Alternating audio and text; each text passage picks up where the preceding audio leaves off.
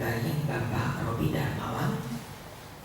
Dan semalam kita telah mengadakan ibadah penghiburan. Nanti siang jam 11 kita akan memakamkan ke Pondok Rangon. Harap diketahui dan tolong disampaikan bila saudara tahu ada yang belum mengetahuinya. Yang kedua, ibadah kaum Bapa nanti malam adalah ibadah jagat syukur bagi keluarga J. Kapahan. Jadi bukan kebaktian kaum Bapa, tetapi menjadi kebaktian kaum Bapa dan Ibu. Harap Bapak dan Ibu tahu itu untuk dapat hadir dalam ibadah kaum Bapa dan Ibu nanti malam. Puji Tuhan. Kita telah membaca bersama dari pasal 28. Satu keadaan yang Yesaya bicara tentang apa yang disebutkan sama dengan Yesaya 14 tentang Dia yang menjadi gambar kesempurnaan, ayat 12. Gambar dari kesempurnaan Engkau, penuh hikmat dan maha indah. Bicara tentang gambar kesempurnaan, maka ada yang menarik untuk diketahui. Berada di Taman Eden, penuh dengan permata. Kuberikan tempatmu dekat kerub yang berjaga di gunung kudus Allah. Tidak bercela, luar biasa, sempurna. Dalam terjemahan lama, maka ayat-ayat ini diterjemahkan untuk Dia yang disebut dengan Lucifer. Untuk Dia yang dibuang dari gunung Allah. Sebab ayat 17, engkau sombong. Ada yang begitu dibenci Allah, dilakukan oleh gambar kesempurnaan, penuh hikmat dan maha indah. Dilihat dari keadaannya, maka Dia yang disebut dengan gambar kesempurnaan ini tidak terdapat celah. Tetapi sayang, tidak mempertahankan keadaan tidak bercela itu dengan kebenaran pikirannya. Segala yang terbaik menjadi musnah. Ke bumi kau kulempar, menjadi tontonan. Aku menyalakan api dari tempat dan akan membakar engkau habis. Biarkan engkau menjadi abu. Semua bangsa yang mengenal engkau kaget akan keadaan. Bicara Mesir, bicara Tirus, bicara kemarin Tarsis, bicara Damsik, adalah berbicara tentang kesombongan yang mendatangkan pemberontakan. itulah yang menjadi kebencian Allah. Kesombongan yang mendatangkan pemberontakan karena merasa sangat sempurna, karena merasa tidak bercelah, karena merasa tidak ada kekurangan. Dan seringkali ketika keadaan ini terasa kita miliki, maka tidak jarang itu mendatangkan kebencian Allah. Ayub berkata, matamu menentang aku. Orang yang sombong, orang yang pemberontak itu, matanya menentang Allah. Dan tidak ada kompromi untuk sebuah kesombongan. Tidak ada kompromi untuk membenarkan.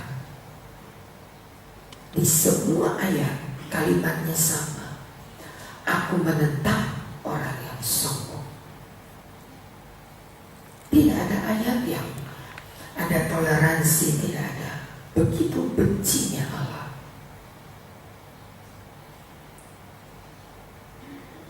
Dan ketika kita membaca kalimat-kalimat ini, kita melihat pasal 30, kalimat akhir berbicara tentang segala kesombongan itu berakhir. Segala kesombongan itu akan berakhir. Kekuasaan Mesir berakhir. Kita telah baca kekuasaan Babel berakhir. Kekuasaan Firaun berakhir. Dan semua yang bukan berasal dari Allah ditiadakan, dimusnahkan. Sebab itu dalam Yesaya pasal yang ke-31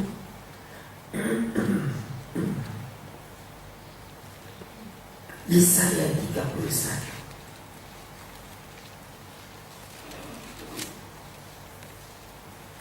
ayat yang ketiga berkata, sebab orang Mesir adalah manusia bukan Allah, dan kuda-kuda mereka adalah makhluk yang lemah bukan roh yang berkuasa. Apabila Tuhan mengacungkan tangannya, tergelincir yang membantu dan jatuh yang dibantu, dan mereka sekaliannya habis binasa bersama-sama. Kekuatan yang dibanggakan itu adalah makhluk yang lemah. Kekuatan yang dianggap begitu hebat itu adalah makhluk yang lemah. Dan apabila Tuhan mengacungkan tangannya, dan untuk orang yang sombong, ada tangan Tuhan teracung, bukan seperti yang kita baca di dalam kitab Keluaran, teracung untuk menolong kita, tetapi teracung untuk menggelincirkan dan menghabiskan. Kitab Keluaran berbicara tentang tangan Tuhan yang teracung. Tapi bukan bagi mereka yang sombong. Teracung untuk menjadi pertolongan untuk orang-orang Israel. Kitab Keluaran berbicara, kita bedakan ayatnya. Kitab Keluaran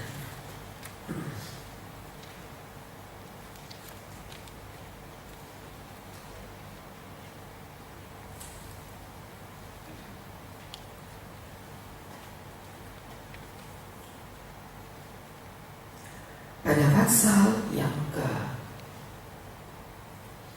14.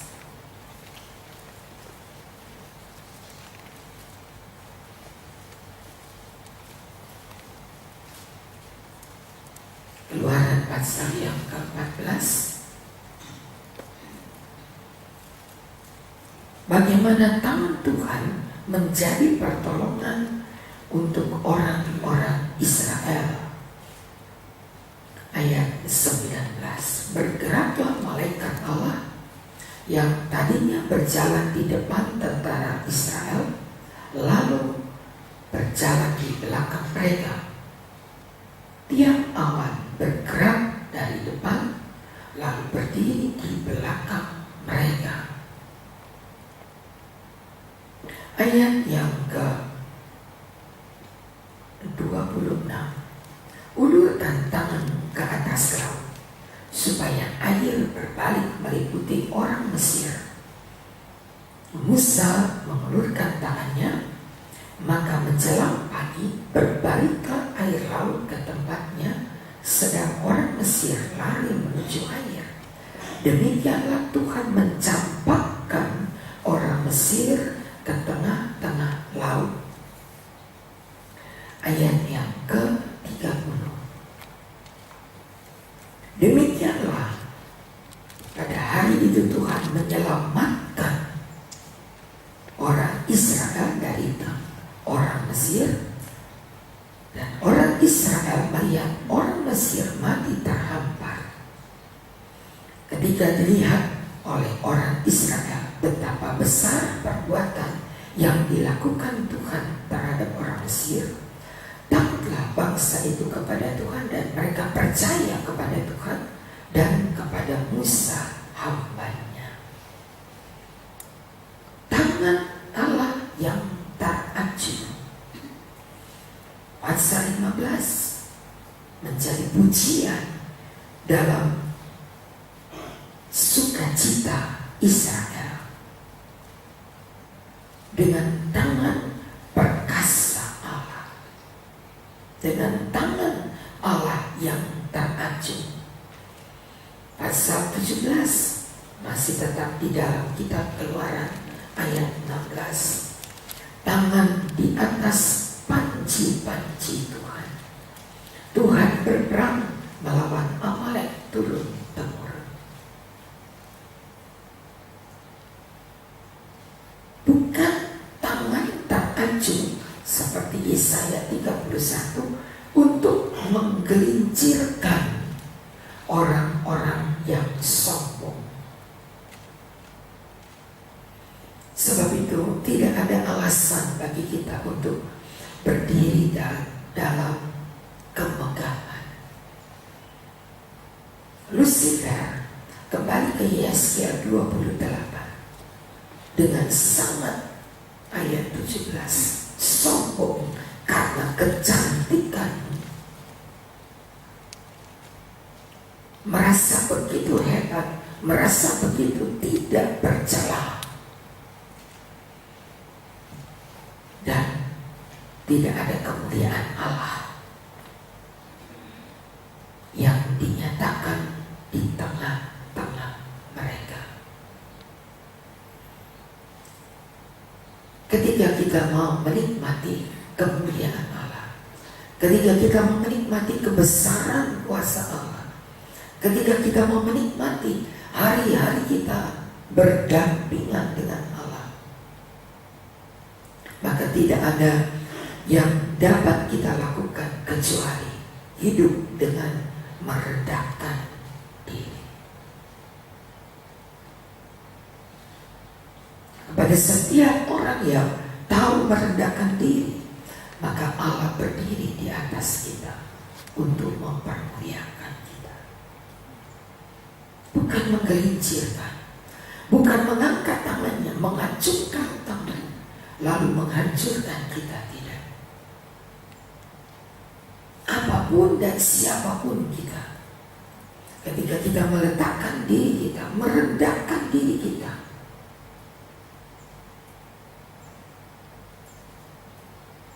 orang-orang Mesir di pasal 29 kitab Yesaya, orang-orang Mesir, Firaun menganggap segalanya mereka punya.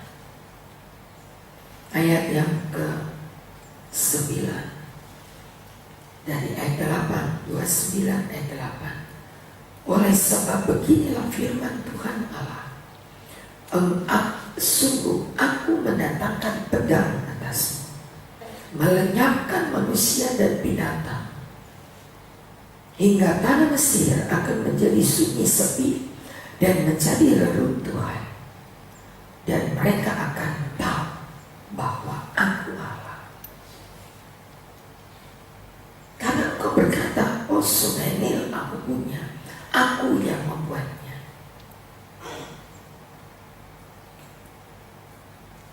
Sungai Nil bagi orang-orang Mesir adalah sumber kehidupan. Sungai Nil adalah yang menjadikan tanah Mesir menjadi tanah yang sangat subur. Ayat yang ke-9, oleh karena engkau berkata sungai Nil aku punya, aku yang membuatnya. Maka Allah, ayat yang ke-10, menjadi lawan, menjadi reruntuhan dan menjadi sunyi sepi. Apa yang menjadi kebanggaan akan dicampakkan Allah. Sebab itu tidak ada satu kebanggaan yang dapat kita angkat di hadapan Allah. Tidak ada satu kekuatan, tidak ada satu kehebatan yang bisa kita andalkan ketika kita menghadap Allah. Gak ada, saudara. Kerendahan adalah kehendak Allah yang ingin ditemukan di setiap kita. Kerendahan hati kita merupakan keinginan Allah untuk bisa menemukan saudara dan saya, merupakan bagian yang ingin hati Allah sangat rindu memberkati kita. Tapi dengan catatan itu, bukan melihat kita yang sombong, tapi melihat kita yang tahu merendahkan diri. Semakin merendah kita, semakin Allah berkati kita. Semakin merendah, semakin urapan Allah memberkati. Semakin kita tahu diri, maka semakin Allah akan pakai kita. Tidak ada satu kalimat yang tercatat Allah setuju dengan kesombongan kita. Tidak ada. Mau siapapun dia, Babel, Tirus, Damsika. Sekarang kita baca tentang Mesir, tentang Firaun.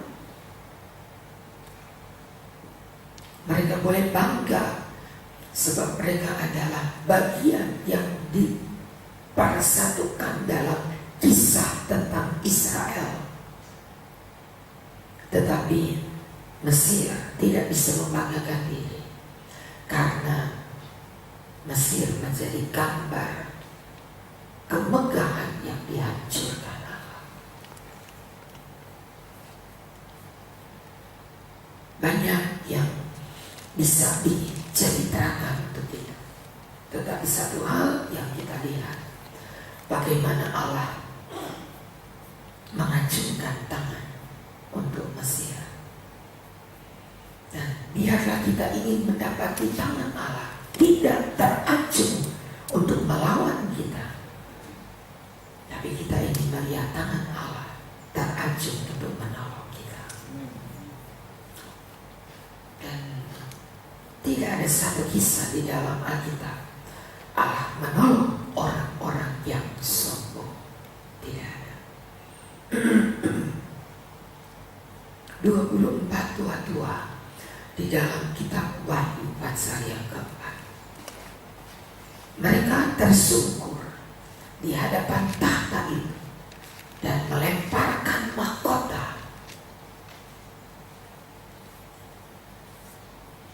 mereka merebahkan diri di hadapan tahta dan mereka berkata, kudus, kudus, kuduslah Tuhan.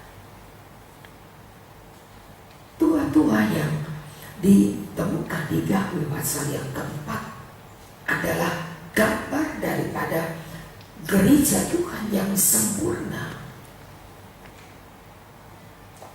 Pasal 4 ayat 10. Maka tersyukurlah ke-24 tua-tua di hadapan Dia yang duduk di atas tahta. Mereka menyembah Dia yang hidup sampai selama-lamanya. Mereka melemparkan mahkotanya yang biasanya mahkota itu lambang kemegahan, lambang kebesaran. Mereka ambil mahkota dan melemparkan mahkota ke bawah tahta Allah.